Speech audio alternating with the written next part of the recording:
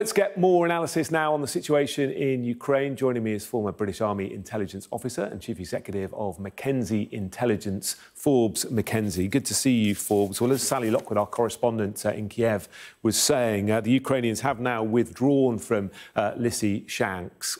What will the Ukrainians be doing now as they try and regroup? And also, what is Russia's next target?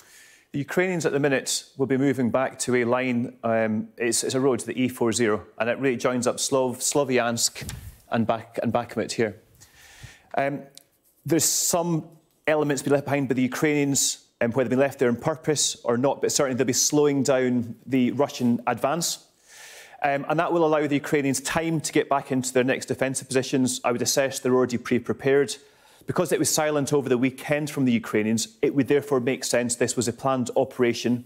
Intelligence indicates it was successful in achieving the aims. There will be pre-prepared defensive positions, and those that have been in contact from the Ukrainian side will now be reconstituting in the rear echelons. The Russians, though, in the short term, they've worked hard for this ground. To take Lysychansk, there has been tens of combat units have been committed to this. The Ukrainians have been successful in making the Russians fight kilometre by kilometre.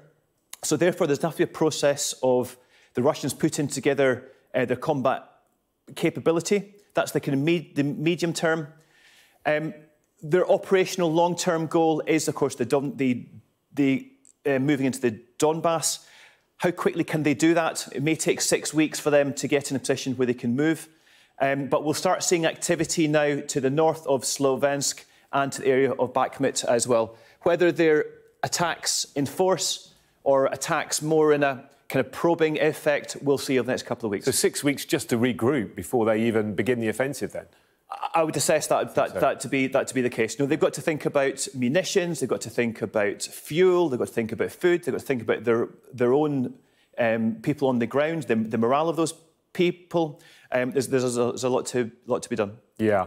President Zelensky has said that he wants to retake land that has been lost to the Russians, but he'll need more weapons in order to do that. What's he talking about?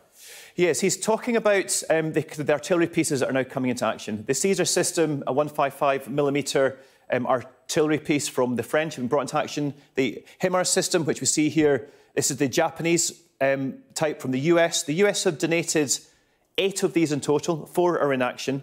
The other 4 to come in a couple of weeks' time. I would assess they need a combat mass of 54 to have real effect. They can fire 6 rockets at any one time, be in action in 16 seconds. They can shoot, they can scoot, they can survive. It's the type of munitions that the Ukrainians will need in order to deter and defeat the Russians in the coming months. This piece here was used at the weekend.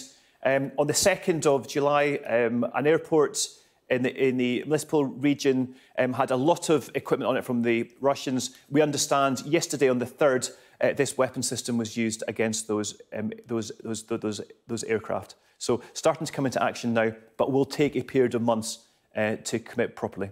OK. Forbes, thank you as always. Yep.